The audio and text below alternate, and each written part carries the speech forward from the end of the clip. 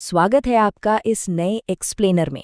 आज हम एक ऐसी ऐतिहासिक घटना को डिकोड करने वाले हैं जिसने पूरी दुनिया का नक्शा और सच कहूं तो पूरा का पूरा अर्थशास्त्र ही पलट कर रख दिया।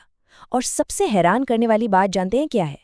ये पूरा का पूरा बवाल सिर्फ इसलिए शुरू हुआ क्योंकि कुछ लोगों को अपने खाने में थोड़ा सा स्वाद चाहिए था। जी हाँ, बिल्कुल सही सुना आपने। हम बात कर रहे हैं वास्को डी गामा की उस समुद्री यात्रा की जिसने मुट्ठी भर मसालों की तलाश में दुनिया के इतिहास को एक नया और खौफनाक मोड़ दे दिया। अब जरा 15वीं सदी के यूरोप के बारे में सोचिए। कड़ाके की ठंड, हर तरफ बर्फ, और खाने की मेज पर क्या है? उबला हुआ, बेस्वाद और नमक में लपेटा हुआ सूखा मांस। उस जमाने में आज जैसे फ्रिज या सुख सुविधाएं तो थी नहीं। उस मांस को लंबे समय तक सड़ने से बचाने और थोड़ा बहुत खाने लायक बनाने के लिए उन्हें कुछ जादुई जड़ी बूटियों की सख्त जरूरत थी। और ये जादू कोई टोना टोटका नहीं था, बल्कि ये थे काली मिर्च, लौंग, दालचीनी और इलायची जैसे मसाले। परेशानी ये थी कि ये मसाले उनके अपने इलाके में तो बिल्कुल नहीं उगते थे। तो फिर दिक्कत क्या थी भाई? कहीं और से ले आते। लेकिन इतना आसान नहीं था। उस वक्त जमीन के रास्तों पर अरब व्यापारियों और विशाल उस्मानिया साम्राज्य का पूरा कंट्रोल था, एकदम पक्का एकाधिकार। वो भारत से कौड़ियों के भाव मसाले खरीदते और यूरोप में उसे सोने के भाव बेचते थे। उनका सीधा सा फंडा था, या तो हमारी मुंह मांगी कीमत दो या फिर अपना वो फीका और सड़ता हुआ मांस खाते रहो। स्पेन और पुर्तगाल के राजाओं के लिए ये बर्दाश्त के बाहर था। जमीन का रास्ता बंद था तो उनके पास सिर्फ एक ही, और वो भी बेहद खौफनाक रास्ता बचा था, समंदर को जीतना। वो समुंदर जिसके बारे में तब लोग मानते थे कि वहां विशाल समुद्री राक्षस रहते हैं। इस पूरी कहानी की शुरुआत होती है 1487 से, जब बार्थोलोमियो डियाज नाम का एक नाविक अफ्रीका के एकदम निचले सिरे तक तो पहुंचा, लेकिन समंदर का वो रौद्र रूप देखकर वो तूफानों के अंतरीप से ही उल्टे पांव वापस लौट आया। अब इस भयानक फेलियर के ठीक 10 साल बाद 8 जुलाई 1497 को लिस्बन के बंदरगाह का नजारा देखिए। वहां कोई जश्न नहीं मन रहा था, बल्कि भारी मातम छाया हुआ था। हजारों लोग किनारे पर छाती पीट पीट कर रो रहे थे, क्योंकि उस दिन एक बेहद जिद्दी और थोड़ा सनकी नाविक वास्को डी गामा सीधे मौत के मुंह में छलांग लगाने जा रहा था। और लोगों का वो डर बिल्कुल सच साबित हुआ। खुले अटलांटिक महासागर में पहुंचते ही समंदर ने अपना खूंखार रूप दिखा दिया। लहरें 10 मंजिला इमारतों जितनी ऊंची उठ रही थीं। जरा सोचिए, बिजलियां कड़क रही थीं और उन लकड़ी के जहाजों को खिलौनों की तरह पटक रही थीं। लेकिन असली दुस्वप्न तो कुछ और ही था। महीनों तक ताज़ा खाना न मिलने से नाविकों को स्कर्वी जैसी भयंकर बीमारी ने जकड़ लिया। मसूड़ों से खून बह रहा है, दांत टूटकर हाथों में आ रहे हैं। हालात इतने बदतर हो गए थे कि जहाज का निचला हिस्सा सचमुच एक बदबूदार तैरते हुए मुर्दा घर में तब्दील हो गया था। ये खौफनाक मंजर देखकर बचे खुचे नाविकों का सब्र टूट गया। उन्होंने कर दी बगावत। वो दा गामा के सामने घुटनों के बल गिड़गिड़ाने लगे कि भाई हमें बस जिंदा अपने घर वापस जाने दो। लेकिन यहीं पर कहानी पूरी तरह पलट जाती है। दा गामा का जुनून तो पागलपन की हद पार कर चुका था। उसने म्यान से अपनी तलवार निकाली, दिशा बताने वाले सारे के सारे उपकरण समंदर में फेंक दिए और चीख कर बोला कि अब लौटने का कोई रास्ता नहीं है। या तो मंजिल मिलेगी या यहीं समंदर हम सबकी कब्र बनेगा। बस उस एक पल ने ये तय कर दिया कि ये बेड़ा अब किसी भी कीमत पर पीछे मुड़कर नहीं देखेगा। मौत से सामने सामने की टक्कर के बाद शायद प्रकृति ने भी दा गामा की जिद के आगे हार मान ली। उन्होंने आखिरकार अफ्रीका के उस खूंखार तूफानों के अंतरीप को पार कर ही लिया और एक बिल्कुल नई दुनिया यानी हिंद महासागर में एंट्री मारी। लेकिन अब आगे का रास्ता कौन बताए? ये तलाश पूरी हुई पूर्वी अफ्रीका के मालिंडी तट पर। वहां उनकी मुलाकात एक भारतीय नाविक से हुई जिसे तारों, मानसून और समुद्री धाराओं की इतनी गहरी समझ थी कि पूछिए मत। और यही वो मास्टर स्ट्रोक था जिसने इस पूरी यात्रा की दिशा ही हमेशा के लिए बदल दी। अब जरा इस पल को महसूस कीजिए। महीनों तक सिर्फ मौत का खौफ, बीमारियां और खारे पानी की वो सड़ांध झेलने के बाद अचानक एक सुबह हवा के झोंके के साथ एक दिव्य खुशबू आती है। 20 मई 1498 की वो जादुई सुबह।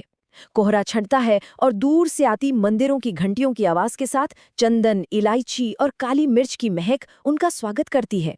ये कोई सपना नहीं था, ये भारत का पश्चिमी तट था, कालीकट। वो आखिरकार उस स्वर्ण भूमि तक पहुंच ही गए थे जिसके लिए उन्होंने ये मौत का समुंदर पार किया था।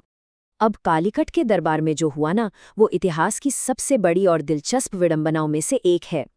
एक तरफ हैं केरल के शक्तिशाली राजा जामोरिन, जो हीरे जवाहरात और सोने की मोटी जंजीरों से लदे हुए एक विशाल स्वर्ण सिंहासन पर बैठे हैं। और उनके सामने कौन खड़ा है? फटे पुराने कपड़ों वाला वास्को डी गामा, जो महीनों से ठीक से नहाया तक नहीं था। और वो तोहफे में क्या लाया था पता है? कुछ पीतल के बर्तन, सस्ती लकड़ियां, ऊनी टोपियां और थोड़ा सा शहद। मतलब एक ऐसे देश में जो दुनिया के व्यापार का सरताज था, ये तोहफे कबाड़ से कम नहीं थे। वहां मौजूद दरबारियों की भी हंसी छूट गई होगी। लेकिन राजा जैमोरिन बेहद शांत और समझदार इंसान थे। उन्होंने भारत की उस पुरानी परंपरा का पालन किया जहां अतिथि को देवता माना जाता है। उन्होंने इन थके हारे अजनबियों का पूरा सम्मान किया और उन्हें अपने राज्य में व्यापार करने की खुली छूट दे दी। पर उन्हें इस बात का जरा भी अंदाजा नहीं था कि जिस इंसान को वो आज पनाह दे रहे हैं, वो आगे चलकर एक ऐसी खतरनाक महत्वाकांक्षा को जन्म देगा जो आने वाले दशकों में पूरी दुनिया का इतिहास पलट कर रख देगी। दा गामा ने इसे एक मुफ्त की दावत की तरह लिया और अपने जहाज़ों को बेहतरीन मसालों से ऊपर तक फुल कर लिया। और इसके बाद जो हुआ वो बस इस एक छोटे से आंकड़े में सिमटा हुआ है, 64 गुना।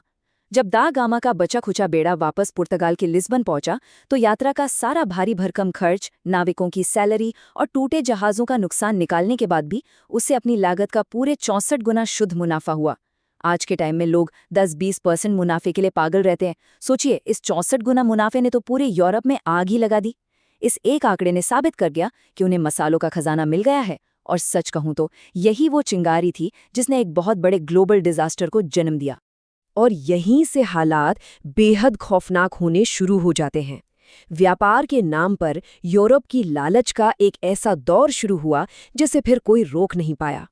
जिन पुर्तगालियों का मेहमान समझकर स्वागत हुआ था, उन्होंने अपनी ही व्यापारिक चौकियों को तोपों से लैस किलों ने बदल डाला। फिर डच आ गए, फ्रांसीसी अपनी पूरी नौसेना लेकर आ धमके, और अंत में एंट्री हुई उस कुख्यात ब्रिटिश ईस्ट इंडिया कंपनी की। इनका मकसद सिर्फ व्यापार करना थोड़ी था, इन्हें तो पूरा कंट्रोल चाहिए था। भारत की रियासतों को आपस में लड़ाकर एक बेहतरीन वैश्विक व्यापार व्यवस्था को क्रूर औपनिवेशिक लूट में बदल दिया गया।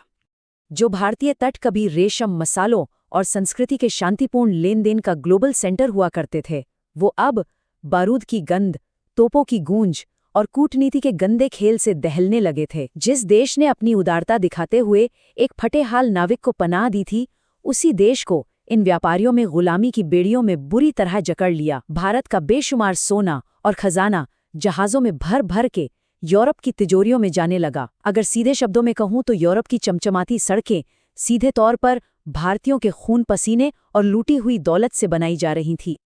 लेकिन सदियों के इस खूंखार औपनिवेशिक शासन और भयंकर शोषण के बावजूद भारत की मूल आत्मा को कोई कुचल नहीं पाया। वास्को डी गामा ने भले ही 1498 में एक नया समुद्री रास्ता खोला हो, लेकिन इतिहास का एक और सबसे पावरफुल अध्याय तब लिखा गया जब 15 अगस्त 1947 को भारत ने इन औपनिवेशवाद की बेड़ियों को हमेशा के लिए तोड़ फेंका। लाल किले की प्राचीर से लहराते उस तिरंगे ने पूरी दुनिया को एक साफ संदेश दे दिया था, एक महान और स्वतंत्र राष्ट्र की शानदार वापसी हो चुकी है। और इसी के साथ हम अपने इस एक्सप्लेनर के बिल्कुल आखिर में आ गए हैं। लेकिन जाते जाते एक बेहद गहरा सवाल हमारे सामने छूट जाता है। सिर्फ मसालों की एक हल्की सी खुशबू की चाहत ने जो खौफनाक यात्रा शुरू की थी, उसकी सबसे विनाशकारी कीमत दुनिया के सबसे अमीर देश ने चुकाई। लेकिन क्या इतिहास हमें ये नहीं सिखाता कि एक सोने की चिड़िया को आप कुछ वक्त के लिए पिंजरे में कैद तो जरूर कर सकते हैं, लेकिन उसकी उड़ान को हमेशा के लिए कोई नहीं रोक सकता? इस गहरे और विचारणीय सवाल के साथ हम आज का ये एक्सप्लेनर यहीं ख़त्म करते हैं। हमारे साथ जुड़े रहने के लिए आपका बहुत बहुत धन्यवाद।